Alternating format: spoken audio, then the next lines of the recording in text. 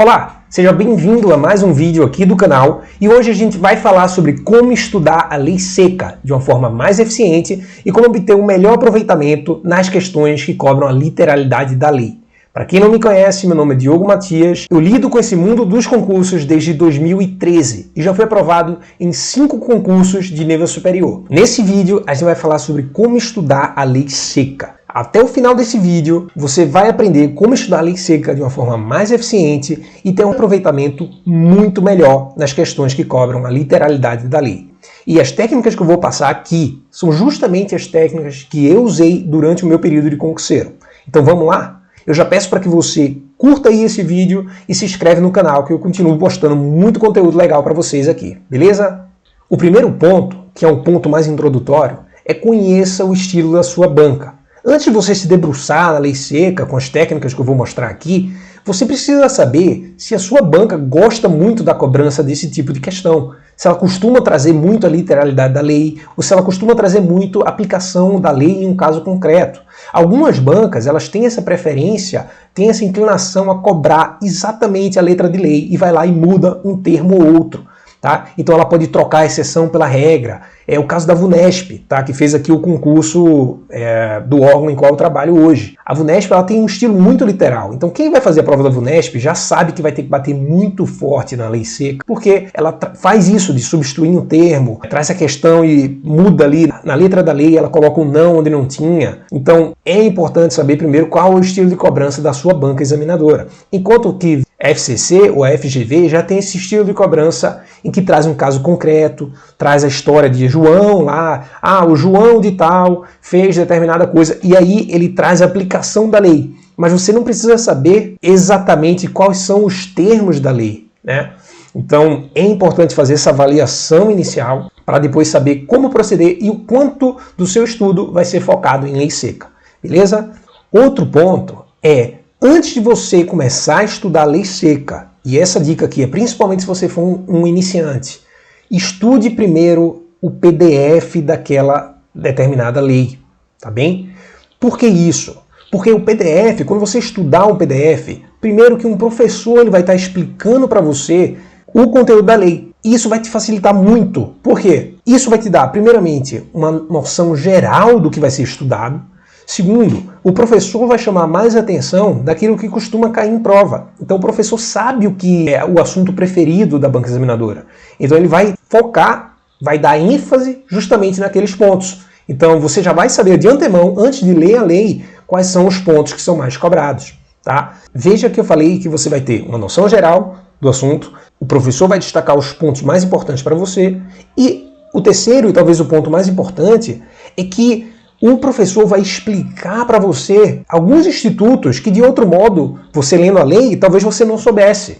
Então veja que a lei vai trazer ali alguns institutos, alguns termos como revogação ou administração indireta, que, cara, se você não teve um contato ainda com a lei, com esse tipo de termo, você não vai saber o significado e não vai entender. Então o seu estudo vai ficar muito na base da decoreba, e eu não recomendo isso, beleza?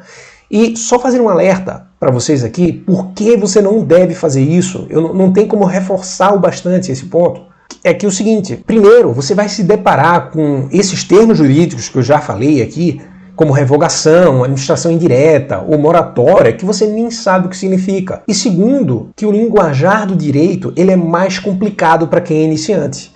Então, se você é alguém que começou há pouco tempo e já quer se debruçar na lei seca, você vai ter muita dificuldade.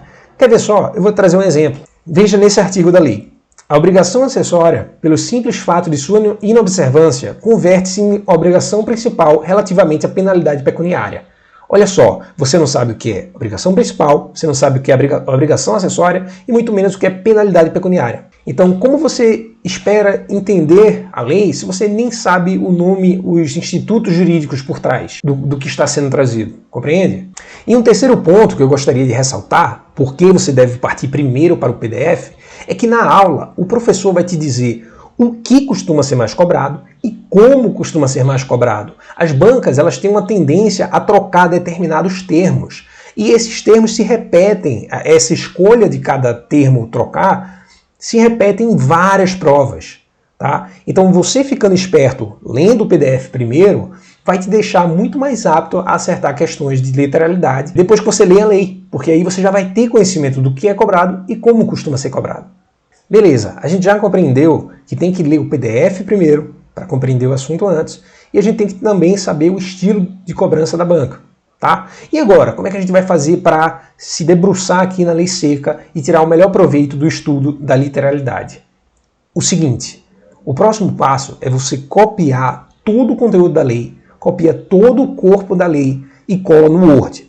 Agora, onde é que você vai buscar essa lei? Você vai buscar essa lei no site do Planalto, tá? Ou então no próprio órgão para qual você vai prestar o concurso. Mas de preferência no site do Planalto. Por quê? Porque ali você vai ter certeza que a lei vai estar atualizada, ela não vai constar nenhum artigo que já foi revogado e de repente está ali e você acaba estudando algo que está defasado. Então muita atenção a esse ponto, beleza? Copiou e colou tudo no Word. O próximo passo, depois que você colou tudo no Word, é você realçar o que for mais importante. Escolhe a função de destaque que tem no Word, de realce, e sai realçando tudo que for mais importante.